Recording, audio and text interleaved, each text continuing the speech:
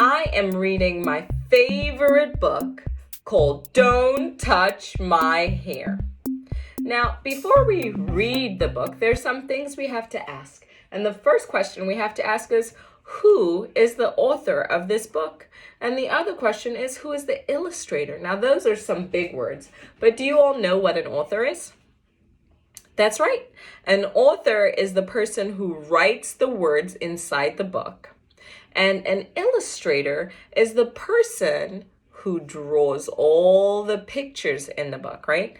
And I have to tell you something really cool about this book. The author and the illustrator are the same person, and that person is Sharee Miller. So she wrote all the words in this book, and she drew all the pictures in this book.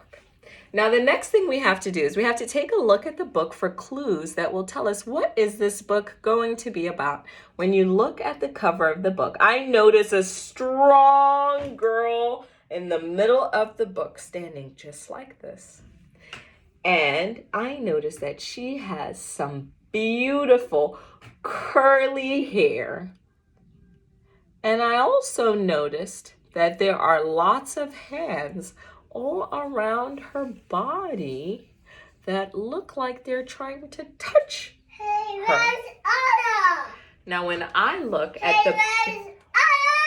Where's Aria? She's inside the book, and we're going to see her soon. Now, if we turn the page, we see some more hands that are trying to touch her, and this time it looks like she is running away from these people. So let's take a look at the book and see what this book is about. This is Aria. Oh my goodness.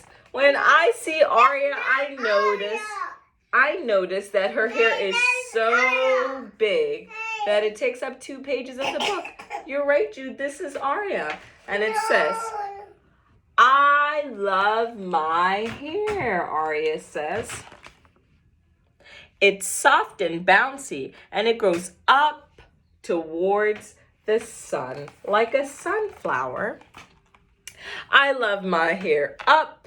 I love my hair down, styled or wild. I don't care. I just want it to be free. Actually, everyone loves my hair too. When I walk down the street, I hear so many compliments. It's so big. How do you get it so fluffy? I wish I had hair like that. Now, it's great that people love my hair, but some love it so much that they want to touch it. I don't like this, Aria says. What does it feel like somebody reaches out for her hair and tries to touch it? If you look at Aria's body over here and those hands, it's almost like she's protecting herself and moving her body and her hair back from those hands, because Aria said she does not like that. They are so curious about my hair that they try to touch it without even asking for permission. That's a big word, permission. What does it mean? It means that people are asking. When you ask, that means you are asking somebody to touch their hair. And when you do not ask for permission, that means you did not ask somebody to touch their hair. Oh, I want to feel it, hens say. Me too. But oh no, when they do that, it looks like it startles Aria and she looks afraid, so much so that she has to run away from those hands. Oh no. I get very good at avoiding hands, Aria says. Look at her moving her body to protect her hair and herself. I have to start looking for ways to hide my hair. Oh no. So first Aria had to run away from people so that they would not touch her hair. Now I noticed a change in the story where Aria is saying that now she's looking for ways to hide her hair because other people don't know how to treat her. I try blending in with the scenery, but I'm quickly spotted. There's Aria trying to pretend that she is a bush, but I can tell that Aria is not a bush because I see that beautiful, bouncy black hair, head of hair with those sticks. I can tell that that is different from the green bushes over there. Oh no, Aria. And look, somebody says, over here, there's Aria. Oh no, that doesn't make Aria feel safe, so she runs away. Run, run, run, Aria. Where will she go? I don't know. Look, it says, I try hiding underwater, but that doesn't last long. Oh, wow, I love your hair, a mermaid says to Aria as she tries to swim on over closer to Aria to touch her hair. And not just that, there's an octopus at the bottom of the sea who's saying, can I touch it?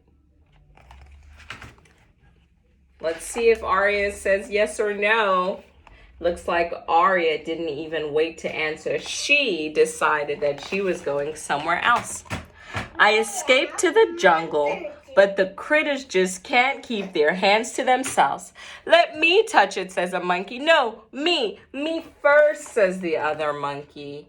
And I can see that Aria is still protecting her hair as she moves around the jungle to get away from even the critters.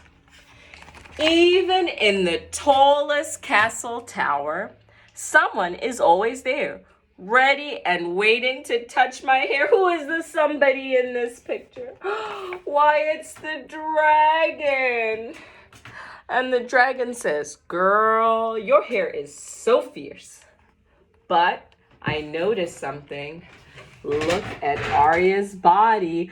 Aria has a strong body that says stop with her hands. Now let's see what Aria does next. Ooh, Aria is in space now, and it says, no matter how far I go, it doesn't seem to matter, because everywhere Aria goes, there are people or beings or critters that are there waiting to touch her hair. And even in space, we see that there are two aliens. It's okay, Ari. Aw, Jude says, it's okay, Aria. We're going to get you somewhere safe. Says, how do you get your hair so big, even under that helmet? A helmet. And so, did we skip a page? Yes, we did. Right here it says, We go get a helmet. finally, I find a place where no one wants to touch my hair. But after a few hours, I get lonely. I said, helmet.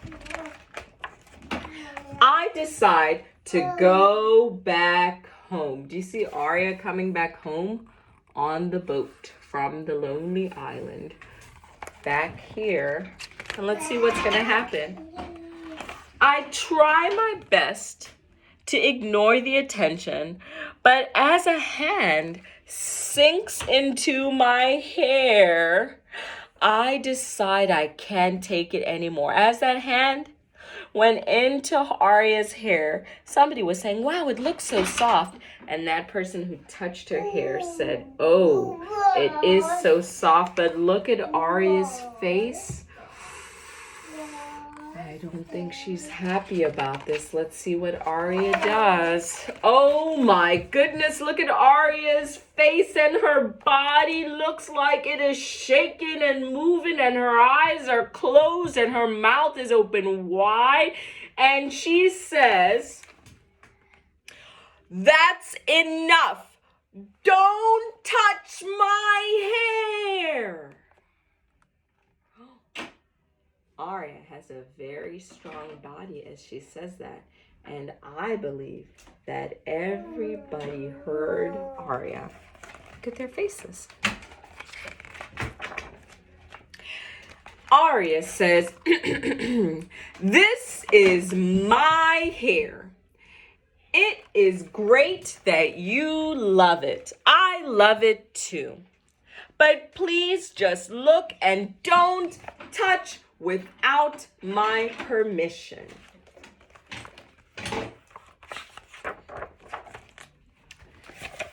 The next time someone wants to touch my hair, I want that. they ask, "Can I touch your hair?" And I reply, "Not today." "Okay," the person says, and "okay," Aria says, and they go their separate ways. Now it feels great to walk down the street without anyone trying to touch my hair. My curls are free to reach for the sun, just like a flower. Some people still ask to touch my hair, but if I say no, they listen. "How are you today?" they say. "Hello, Aria." But if you ask nicely, sometimes I say yes. And over here, Aria has given one person permission to touch her hair, and she is smiling about it, and so are they. My friends, this is the end of the book called Don't Touch My Hair. And you know what? I especially love this book because as somebody who spends a lot of time in the classrooms with teachers and friends, sometimes friends like to touch my hair, but I do not like it if you touch my hair without asking for permission. And sometimes I might say yes, and many times I actually say no. So I love to especially read this book to friends so that they understand that they have to ask, just like you would ask somebody before you touch, their fingers or their body or something. And I know because sometimes people have or are wearing such really cool things like a cool watch or something. And I might say, "Ooh, man, please touch your watch." And sometimes they'll say yes and sometimes they'll say no. But my hair and Aria's hair is not something like an object on somebody's body. It's actually part of who I am and it's part of my body. So just like you would not touch my body, please don't touch my hair. And this isn't just for me, this is for a lot of people. Let's make sure that we are asking before we touch.